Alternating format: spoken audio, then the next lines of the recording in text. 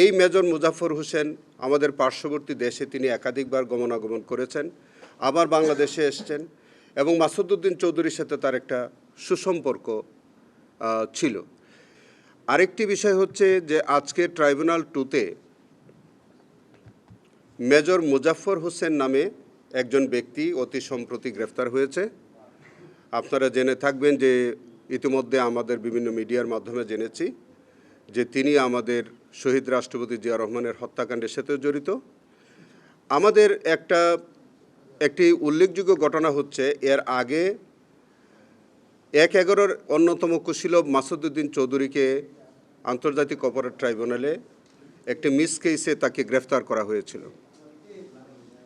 সেখানে আমাদের আন্তর্জাতিক অপরাধ ট্রাইব্যুনালের যে তদন্ত সংস্থা, সেই তদন্ত সংস্থা মাসুদউদ্দিন চৌধুরীর বিরুদ্ধে যখন ইনভেস্টিগেশন করার সময় তারা জানতে পারেন তার একজন পিএ ছিল। সেই পিএর কল রেকর্ডের সূত্র ধরে তিনি জানতে পারলেন যে মাসুদউদ্দিন চৌধুরী এবং তার পিএ তাদের মধ্যে যে কথোপকথন হচ্ছে, এবং সেই কথোপকথনের মধ্যে আরেকজন ব্যক্তি আছে জন্ডু নামীয় একটা ফেক নাম, যে এই পিএ এবং মাসুদউদ্দিন চৌধুরীর সাথে ওই জন্ডু নামীয় ওই ফেক ব্যক্তি তার সাথেও বিভিন্ন রকম সময় কথাবার্তা তারা বলেছে। এই সূত্র ধরে এই জন্ডু নামটি যখন এটা একটু সন্দেহজনক মনে হলো, তখন আমাদের তদন্ত সংস্থা এই বিষয়ে তো উদ্ঘাটন করতে গিয়ে দেখলো যে এই জন্ডু আর কেউ নন, তিনি হচ্ছে মেজর অবসরপ্রাপ্ত মুজাফফর হোসেন, যিনি আমাদের প্রয়াত রাষ্ট্রপতি শহীদ রাষ্ট্রপতি জিয়া রহমানের অন্যতম হত্যাকারী। সেখানে আমাদের ইনভেস্টিগেশন এজেন্সি ইনভেস্টিগেশন করতে গিয়ে দেখা গেল যে গত 16 বছর এই মাসুদউদ্দিন চৌধুরী এবং মেজর অবসরপ্রাপ্ত মুজাফফর হোসেন তাদের মধ্যে বিভিন্ন সময় কথাবার্তা হয়েছে। এই মেজর মুজাফফর হোসেন আমাদের পার্শ্ববর্তী দেশে তিনি একাধিকবার গমনাগমন করেছেন, আবার বাংলাদেশে এসেছেন এবং মাসুদউদ্দিন চৌধুরীর সাথে তার একটা সুসম্পর্ক ছিল।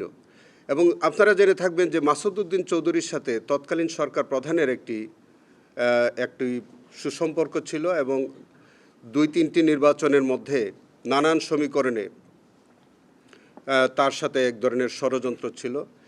ক্রাইমস এগেনস্ট হিউম্যানিটির মধ্যে মাসুদউদ্দিন চৌধুরীর অনেক সংশ্লিষ্টতা ইতিমধ্যে আমাদের তদন্ত সংস্থা পেয়েছে, এবং সেই সময়ের মধ্যে যখন সারা বাংলাদেশে যখন এই যে মানবতা বিরোধী অপরাধ সংগঠিত হচ্ছিল, তখনও এই আসামি এবং মাসুদউদ্দিন চৌধুরীর মধ্যে একটা সংশ্লিষ্টতা আমাদের তদন্ত সংস্থা ইতিমধ্যে পেয়েছে।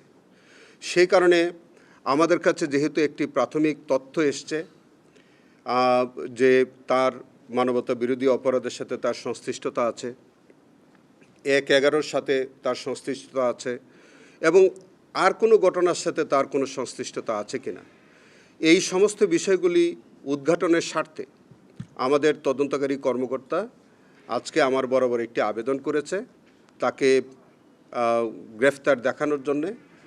এবং গ্রেফতার দেখানোর আগে যেহেতু তিনি সেনাবাহিনীর তত্ত্বাবধানে রয়েছেন, সেই কারণে আজকে আমি একটা অ্যাপ্লিকেশন দিয়েছি যে তাকে আর্মির তত্ত্বাবধান থেকে প্রোটেকশন ওয়ারেন্টে আমাদের ট্রাইব্যুনালে হাজির করার জন্য আগামী 23 তারিখে 10টার মধ্যে তাকে হাজির করার জন্যে আর্মির অ্যাডজুটেন্ট জেনারেল বরাবরে একটি প্রোটেকশন ওয়ারেন্ট ইস্যু হয়েছে। তাকে আগামী তারিখে যদি আনা হয় আমাদের ট্রাইব্যুনালে, দেন আমরা তাকে শোন অ্যারেস্টের আবেদন করব এবং পরবর্তীতে অন্যান্য আইনগত যেসব কার্যক্রম আছে সেগুলি করা হবে।